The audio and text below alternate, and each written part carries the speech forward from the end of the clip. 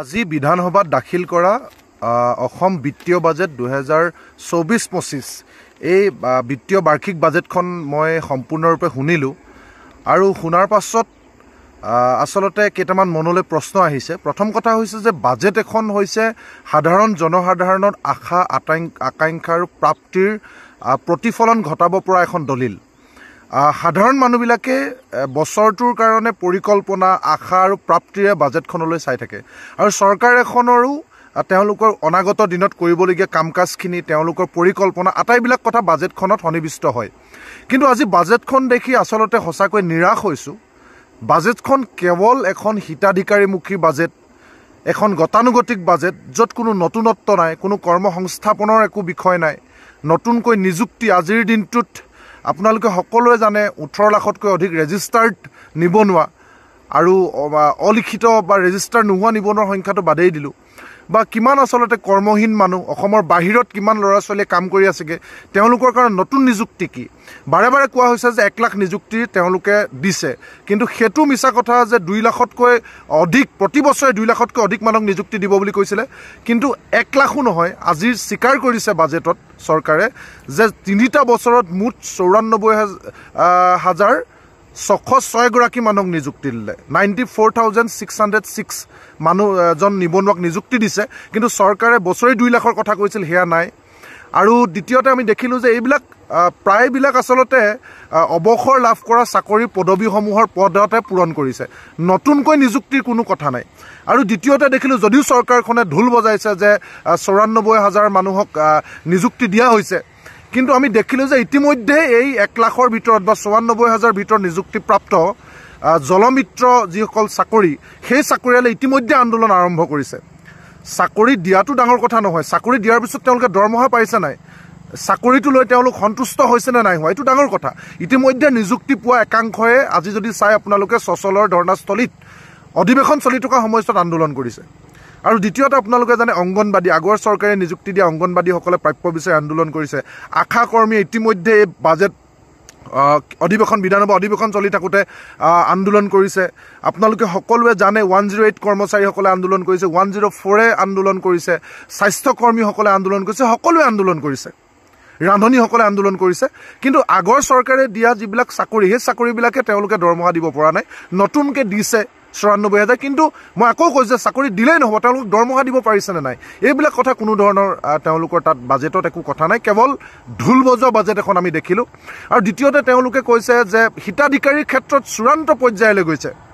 অৰুণোদয় 27 লাখ মানুহ ইতিমধ্যে আছে হিতাধিকাৰী, অৰুণোদয় আঁচনি প্ৰাপ্ত হিতাধিকাৰী, এতিয়া আকৌ 2.5 লাখক তেওঁলোকে নতুনকৈ সংযোজন কৰিছে, প্ৰায় 30 লাখ মানুহক তেওঁলোকে হিতাধিকাৰী সজাইছে, 30 লাখ। আকৌ আমি দেখিলোঁ যে মহিলা উদ্যমতা আঁচনি বুলি কৈ তেওঁলোকে কৈছে যে 10,000কৈ আকৌ আত্মসহায়ক গোটবিলাকক পইচা দিব বা সেইখিনি ভালকৈ ব্যৱহাৰ কৰিলে 25,000কৈ ঋণ দিব। এই গোটেই কথাখিনি মুঠতে হিতাধিকাৰী এখিনি ৰাইজৰ পৰা কৰৰ জৰিয়তে টকাখিনি কক কেনেকৈ নিৰ্বাচনী স্বাৰ্থত দানবীৰৰ নিচিনাকৈ মানুহৰ একাউণ্টত ডাইৰেক্ট, কিন্তু কৰ্মসংস্থাপনৰ কোনো কথা নাই। নতুনকৈ নিযুক্তি পাবলগীয়া বা নতুনকৈ সংস্থাপন হ'বলগীয়া কোনো ধৰণৰ ক্ষুদ্ৰ সৰু বৰ উদ্যোগৰ কোনো পৰিকল্পনা নাই, একোৱেই নাই। আৰু এটা ভয়ানক কথা দেখিলোঁ, তেওঁলোকে সামাজিক সমতাৰ কথা কৈ যিবিলাক পৰিয়ালত চাকৰি নাই, গতিকে সেই পৰিয়ালবিলাকৰ ক্ষেত্ৰত 5 নম্বৰকৈ অতিৰিক্ত তেওঁলোকে যিবিলাক পৰিয়ালত চাকৰি এটাও নাই, সেই পৰিয়ালৰ মানুহে যদি পৰীক্ষাত অৱতীৰ্ণ হয় তেতিয়াহ'লে 5 নম্বৰ অতিৰিক্তভাৱে লগাই দিয়া কথা কৈছে। এইটো এটা বেমেজালিপূৰ্ণ। আমাৰ আশংকা এইটোতে হয় যে এইটোতে আচলতে ৰাজনৈতিক পৰিয়ালবিলাকে বিজেপি বা এজিপি মিত্ৰজোঁটত থকা দলবিলাকৰ নেতাবিলাকে নিজৰ মানুহক বক্ৰপথেৰে বা নিজৰ বিধায়কে নিজৰ অঙহী বঙহী বা তেওঁলোকৰ পাৰ্টি মেম্বাৰবিলাকক বক্ৰপথেৰে চাকৰি দিয়াৰ ক্ষেত্ৰতে 5 নম্বৰটো সুবৰ্ণ সুযোগ গ্ৰহণ কৰিব। কাৰণ ইয়াৰ আগতেও দেখিলোঁ ইকনমিকেলি উইকাৰ ছেকশ্যন, অৰ্থনৈতিকভাৱে দুৰ্বল শ্ৰেণী বুলি সাধাৰণ শ্ৰেণীৰ যিবিলাক লোকক এইটো দিয়া হৈছিল বিশেষ সুবিধা, ইকনমিকেলি উইকাৰ ছেকশ্যন চাৰ্টিফিকেট, সেইখন লৈ ইতিমধ্যে আগৰ 3rd গ্ৰেড 4th গ্ৰেড বা আন নালাগে APSCৰ ক্ষেত্ৰতো কেনেকুৱা ধৰণে সেই ইকনমিকেলি উইকাৰ ছেকশ্যনৰ সুযোগ লৈছে আমি দেখিলোঁ। বিশেষকৈ ৰাজনৈতিক পৰিয়ালবিলাকে, সম্ভ্ৰান্ত পৰিয়ালবিলাকে, দলীয় মানুহবিলাকে নিজৰ বিধায়ক মন্ত্ৰী অঙহী বঙহীবিলাকক সুবিধা দিয়াইছিল। তেনেকৈ এই 5 নম্বৰ ক্ষেত্ৰতো অতিৰিক্ত 5 নম্বৰ চৰকাৰে যি লগাই দিয়াৰ সিদ্ধান্ত লৈছে, সেইটোতো ক্ষেত্ৰতো ব্যাপক যে এটা বেমেজালি সৃষ্টি কৰিব, আমি এই গোটেই কথাখিনি দেখিছোঁ। আৰু ধৰ্মীয় শিতানত খৰচা কৰাৰ ক্ষেত্ৰত তেওঁলোকে হাত উজাৰি কিছুমান কথা কৈছে ধৰ্মীয় শিতানত খৰচ কৰা ধৰ্মীয় উন্মাদনা সৃষ্টিৰে এই কথা বতৰাবিলাক কৈছে আৰু দ্বিতীয়তে মাইক্ৰ' ফাইনেন্সৰ কথাটো আমি দেখিলোঁ যে মাইক্ৰ' ফাইনেন্সৰ মুঠ ঋণ আছে 12,500 কোটি টকা মুখ্যমন্ত্ৰী ডাঙৰীয়া ইলেকশ্যনৰ 21 ইলেকশ্যনৰ আগত কৈছিলে যে কোনেও পইচা দিব নালাগে আমি সকলো পইচা মাফ কৰি দিম এতিয়া তেওঁলোকে যোৱা 3 বছৰত মাফ কৰিছে 2,090 কোটি টকা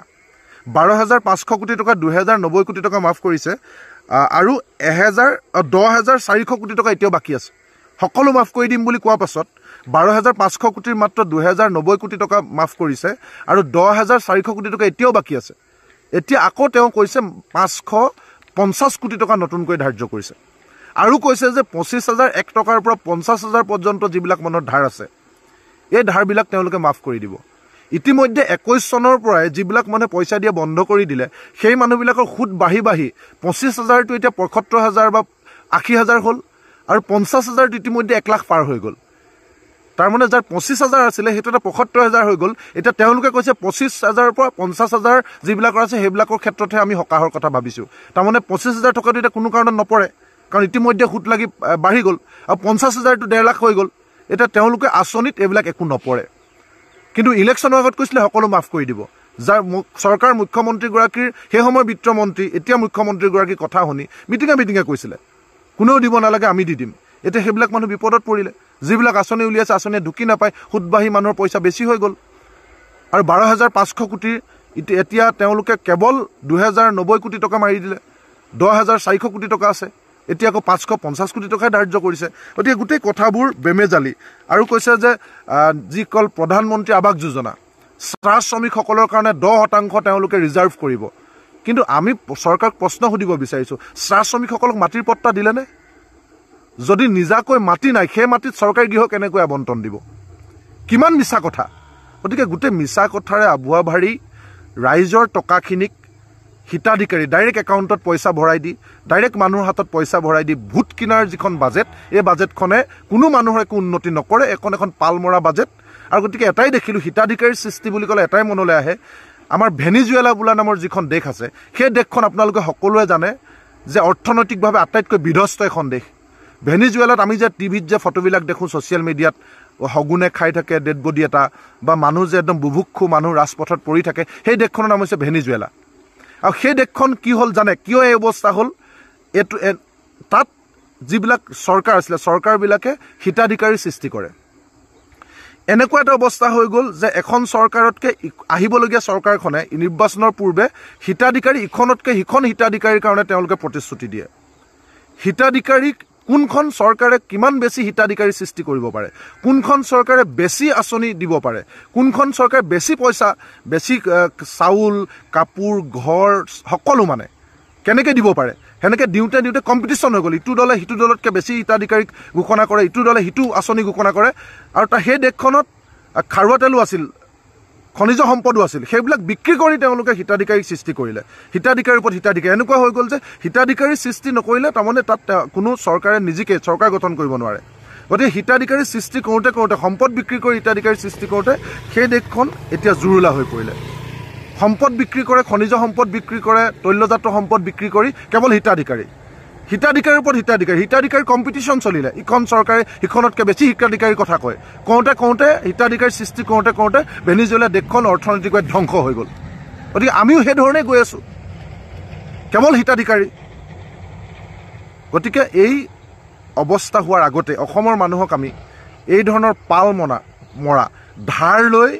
ধৰ্মীয় অনুষ্ঠানত টকা দিয়া ধাৰ লৈ ভোট কিনা এই যিটো বাজেটত